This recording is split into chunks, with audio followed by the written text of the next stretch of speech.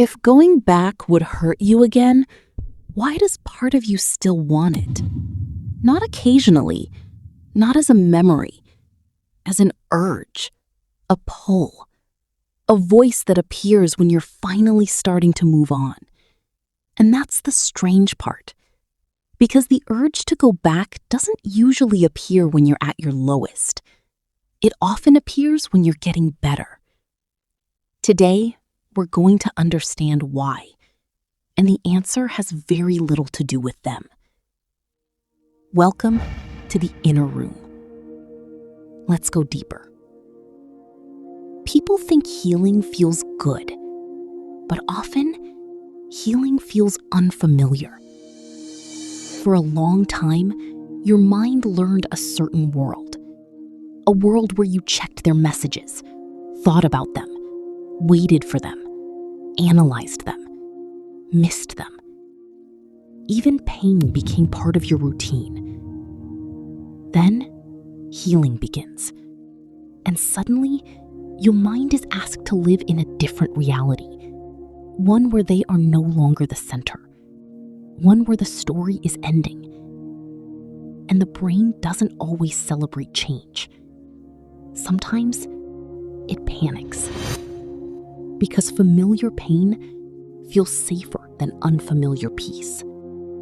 This is where most people get confused. They think, if I still want them back, maybe they were right for me. Not necessarily. The human mind prefers what it knows, even when what it knows hurts. A bad relationship is still familiar. The arguments are familiar. The disappointment is familiar. The waiting is familiar. But moving forward, that's uncertain. And uncertainty creates anxiety. Sometimes the desire to return has nothing to do with love. Sometimes it's simply a desire to escape uncertainty. But here's the part nobody talks about. Sometimes the urge gets stronger right before you let go.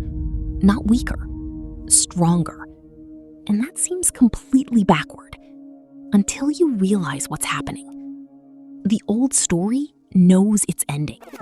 The habits, the fantasies, the emotional loops, the identity attached to them. They're losing their place in your life. And when something is about to disappear, the mind often tries to save it one last time. That's why people suddenly feel tempted to text, to check, to look back. Not because the connection became stronger, because it's becoming weaker, and the old pattern is fighting for survival. This may be the most important thing in this video. Missing them is information, not instruction. Wanting them back is information, not instruction. Feeling the urge does not mean you should follow it. Because emotions tell you what you're experiencing, not necessarily what you should do.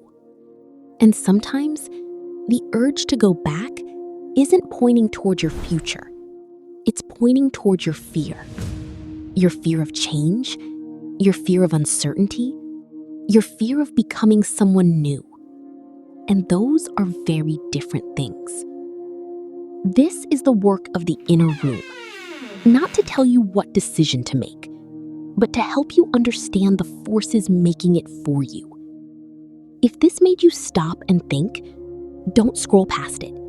Subscribe and answer this in the comments.